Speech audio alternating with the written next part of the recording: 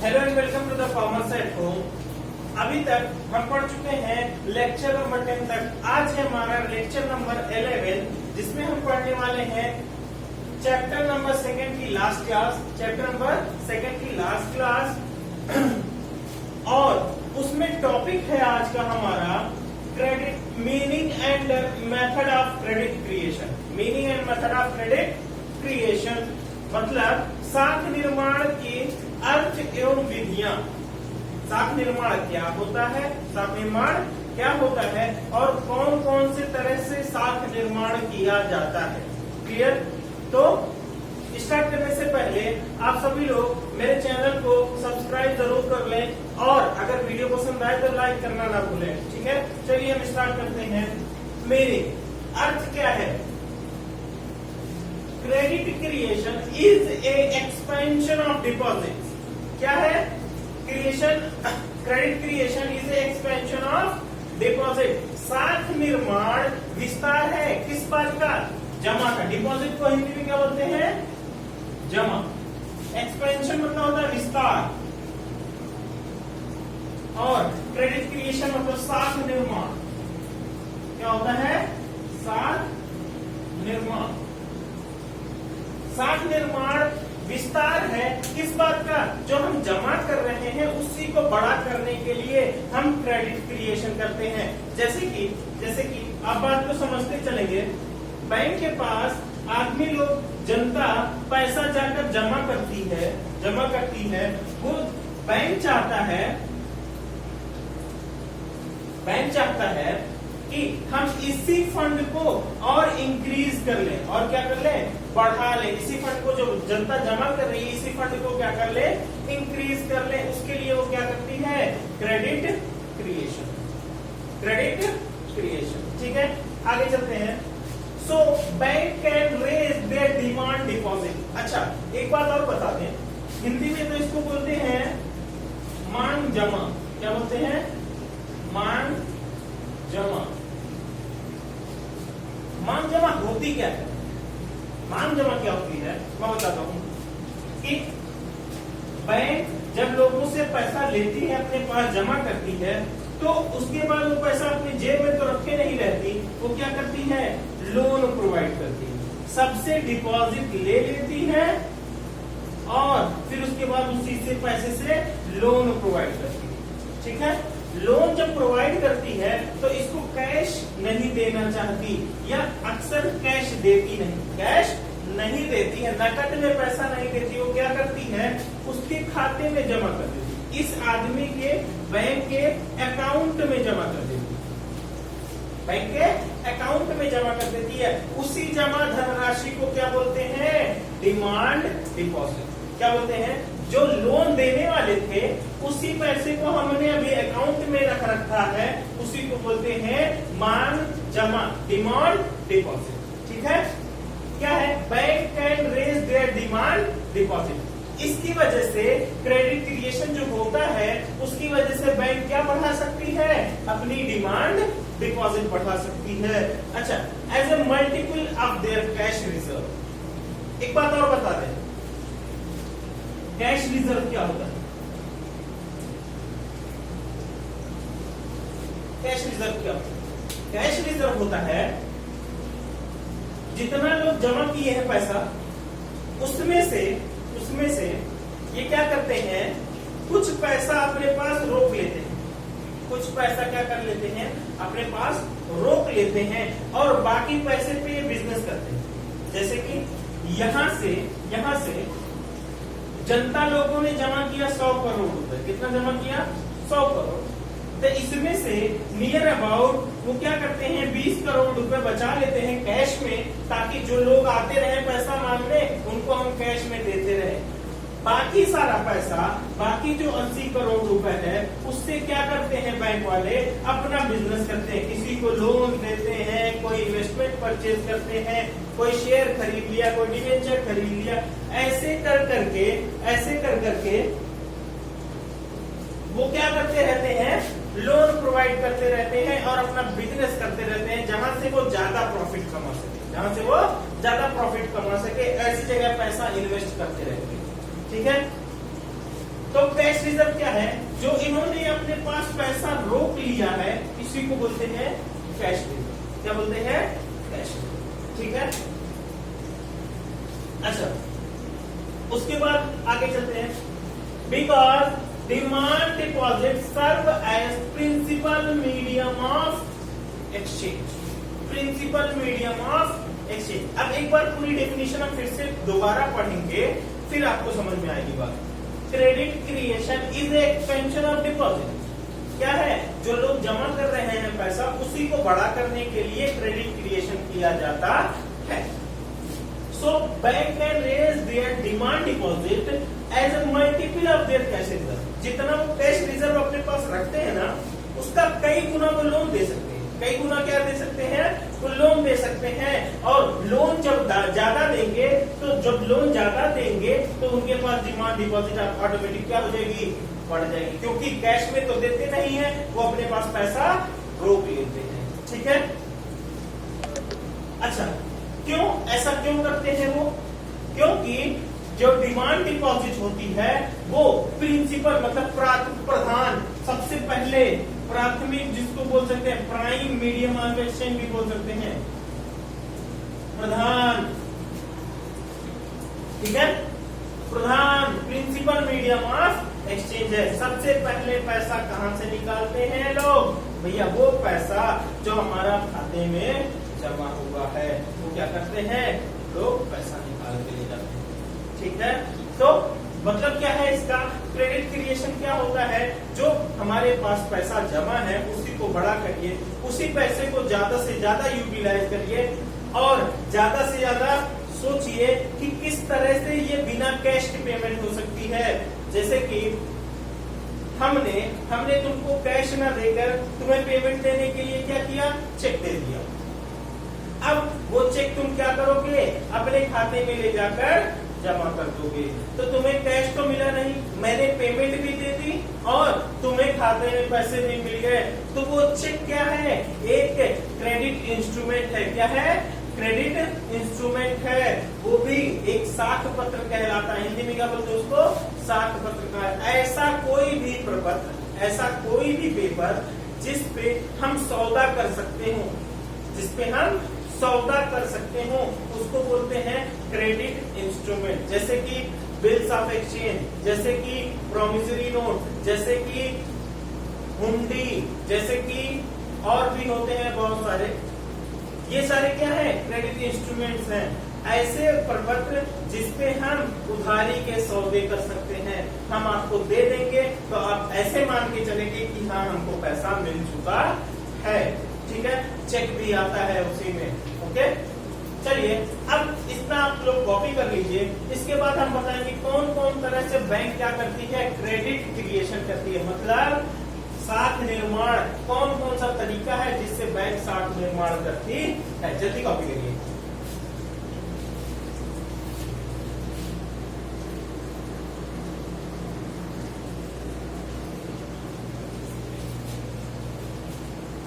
चलिए, आप लोग कॉपी कर चुके होंगे। जो नहीं कॉपी किया तो पॉज कर ले और कॉपी कर ले। ठीक है। अब हम इस दूसरा पॉइंट अपना देखते हैं कि मेथड ऑफ क्रेडिट क्रिएशन क्या है। मेथड ऑफ, विधियां जिसको बोलते हैं, कौन कौन तरह से बैंक क्रेडिट क्रिएट करता है। पहला, issue of note. Issue of note Hindi में क्या बोलेंगे इसको? नोटों का निर्गमन।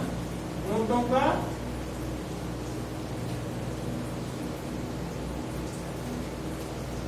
निर्गमन। अच्छा, ये क्या है? बैंक नोट बनाती है, ये आप भी जानते हैं। कौन बैंक बनाता है? हर देश में जितनी भी दुनिया में कंट्रीज हैं, उसका सेंट्रल बैंक। सेंट्रल मतलब केंद्रीय बैंक। यहाँ सेंट्रल बैंक ऑफ इंडिया नहीं, ये तो चल रहा है। यहाँ पे सेंट्रल बैंक है जिसका नाम है आरबीआई। जिसका नाम है आरबीआई। अगर हम इंडिया में बात करें तो आरबीआई। आरबीआई या केंद्रीय बैंक जिसको कह सकते हैं हम, केंद्रीय बैंक के पास अधिकार होता है कि वो नोटों का निर्गमन करे। आज से नहीं, हमेशा से ऐसा ही रहा है कि जो देश का केंद्रीय बैंक होता है उसी को देश क्या करता है? सारा बैंकिंग का कार्यभार सौंप देता है। तो यहाँ भी आरबीआई को नोटों का निर्गमन का कार्य सौंपा गया है और ये उतना ही नोट इशू कर सकते हैं जितने का गोल्ड या सिक्योरिटीज रिजर्व में रखी हो। क्या रखी हो? सिक्योरिटीज या गोल्ड, सिल्वर, ऐसी कोई भी धातु जो बहुत कीमती होती है, खास करके गोल्ड में ही रिजर्व रखा जाता है। बैंक के पास देखिए, सरकार ने बोला आप नोट छापिए, आप क्या करिए? नोट छापिए। तो आरबीआई कहती है ठीक है हम नोट छापेंगे, लेकिन गोल्ड कौन रखेगा?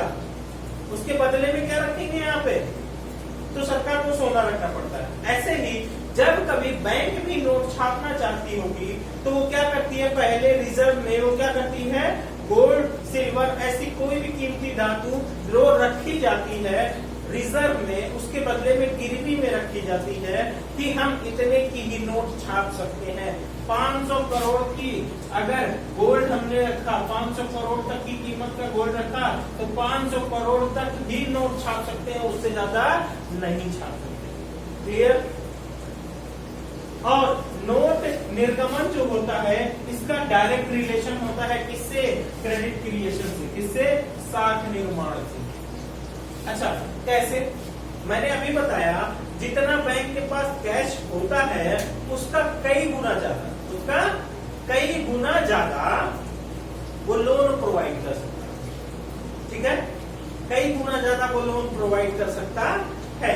तो यहाँ पे जब बैंक नोट छापती है तो उसके पास कैश ज्यादा आता है और उसके पास कैश रहने की वजह से वो मार्केट में ज्यादा से ज्यादा लोन प्रोवाइड कर सकता। क्लियर? दूसरा, कैश क्रेडिट, नकद साख। क्या बोलते हैं? नकद साख। अच्छा, कैश क्रेडिट क्या है भैया? जब भी कोई आदमी लोन लेने आता है तो बैंक क्या करती है? उसको लोन प्रोवाइड, अभी प्रोसेस मैंने बताया कि उसको लोन प्रोवाइड करती है और उसका पैसा उसको नकद ना देकर वो क्या करती है? वो पैसा अपने यहाँ खाते में रख लेती है और कहती है जब तुम्हें जरूरत पड़ेगी तो अपने खाते से पैसा निकाल लेना। उसी को बोलते हैं ऐसा लोन देना कैश क्रेडिट, नकद साख। हिंदी में क्या बोलेंगे इसको? नकद। चलिए, तीसरा क्या है? Purchase of securities. Purchase of securities. चलिए, अभी आपने सुना होगा कि कंपनी का शेयर बिकता है, डिबेंचर बिकता है, शेयर वगैरह होता है ना। शेयर जो बिकता है उसी को सिक्योरिटीज मान लेते हैं। सिक्योरिटीज में और बहुत सी चीजें आती हैं, लेकिन हम एग्जांपल में शेयर लेके चल रहे हैं क्योंकि आप लोग सुने होंगे शेयर के बारे में। ठीक है? तो बैंक क्या करती है? बैंक क्या करती है? वो दूसरी कंपनियों को शेयर्स खरीद देती है या फिर जनता की क्या करती है? जनता को पैसा चाहिए, जनता को पैसा चाहिए। मान लेते हैं एक एक्स कंपनी है, एक्स कंपनी, उसका शेयर एक आदमी था ए जिसने खरीद के रखा, शेयर खरीद के रखा 1 लाख रुपए का शेयर। कितने का? 1 लाख रुपए का शेयर।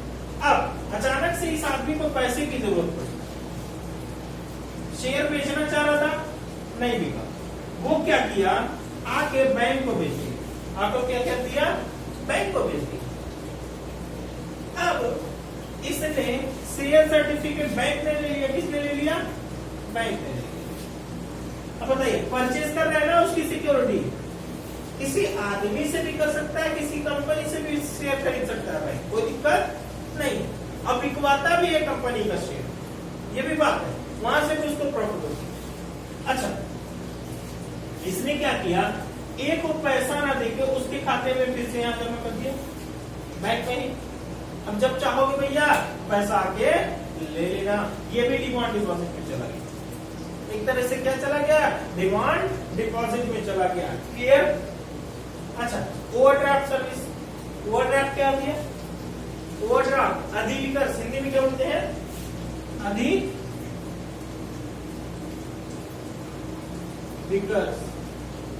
शायद ऐसे ही लिखते हो, देख लीजिएगा, हिंदी मेरी बहुत अच्छी नहीं है। अधिविकर्ष अधिविकल्प क्या होता है, कभी कभी मान लेते हैं ऐसे, यहाँ भी बैंक क्या करती है, उसको कैश ना देकर, देखो क्रेडिट क्रिएशन में सिंपल सी बात समझिए, क्रेडिट क्रिएशन में बैंक हमेशा कैश देने से बच रही है, वो कैश नहीं देना चाहती, वो किसी और जरिए से पेमेंट देना चाहती, चाहे तुम चेक ले लो, चाहे दुनिया की कोई भी चीज ले लो, ऐसी चीज हमसे ले लो, अगर कैश ना लो, हमसे कैश ना लो, बिल्कुल ना लो, उसी को बोलते हैं, उसी मेथड को बोलते हैं क्रेडिट क्रिएशन, उसी मेथड को बोलते हैं क्रेडिट क्रिएशन। अच्छा, अधिविकल्प में क्या होता है, मान लीजिए एक आदमी था बी, एक आदमी था बी, बैंक में खाता है उसका, बैंक में खाता है उसका, अब वो गया बैंक, ठीक है, उसने अपने बैंक में 1 लाख रुपए जमा करके रखा है, या 1 लाख हो गए 4 लाख कर लिया, उसने अपने बैंक में 4 लाख रुपए जमा करके रखा है, उसका करंट अकाउंट है, उसका कौन सा अकाउंट है, करंट अकाउंट है, बिजनेसमैन आदमी का, बी कौन है, बी फॉर बिजनेसमैन, ये आदमी बी आम आदमी नहीं था, बढ़िया बिजनेसमैन आदमी था, ठीक है।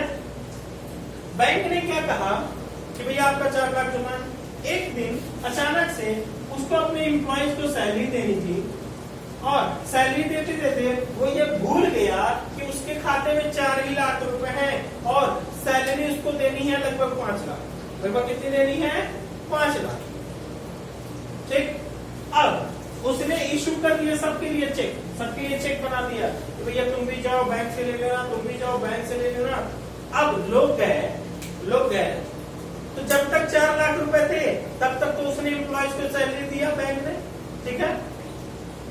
जैसे ही 4 लाख से ऊपर वाला चेक आया, क्योंकि उसने तो 5 लाख का बना दिया था चेक अलग अलग आदमियों को मिला के, तो जैसे ही 4 लाख से ऊपर गया पैसा, तुरंत बैंक वाले का फोन आएगा कि भैया आपका 4 लाख जो जमा था वो क्या हो गया, खत्म हो गया। अब बताइए आपका चेक आया हुआ है, मैं बाउंस कर दूं, मतलब इस चेक को तिरस्कृत कर दूं, क्रॉस कर दूं, क्या कर दूं बताइए।